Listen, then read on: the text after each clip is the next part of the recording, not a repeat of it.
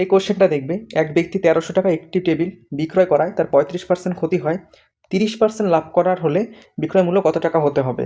তো যদি এটাকে আমরা বেসিকে করতাম তাহলে কি হতো, তোমার বিক্রয় মূল্য বলা আছে কত টাকা, 1300 টাকা।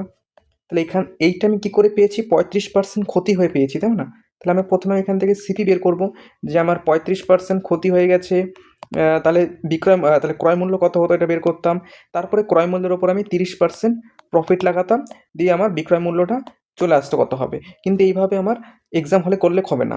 এক্সাম হলের জন্য আমাকে করতে হবে অন্য প্রসেস। কীভাবে? 35% ক্ষতি মানে হচ্ছে জিনিসটা আমি বিক্রি করেছি 65 টাকায়, মানে 65%-এর ভ্যালু হচ্ছে তোমার 1300 টাকা।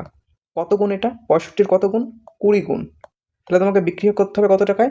30% লাভে। 30% লাভে মিন্স তোমাকে মালটা বিক্রি করতে হবে 130 টাকায়। তাহলে 130%-এর ভ্যালু কত হবে?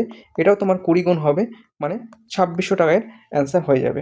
এটা একটা শর্ট মেথড। আরেকটা শর্ট মেথড আছে এর থেকেও, সেটা দেখো। তোমার বলেছে 30% লাভ করতে হবে, 30% লাভ মানে 130 টাকায় বিক্রি করতে হবে, এটা তো কনফার্ম। তার মানে অ্যান্সার আমার যেটা হবে, যে বিক্রয় মূল্যটা হবে সেটা আমার 130-এর মাল্টিপল হবে। 130-এর মাল্টিপল একটা অপশনই আছে, অপশন নম্বর এ 2600।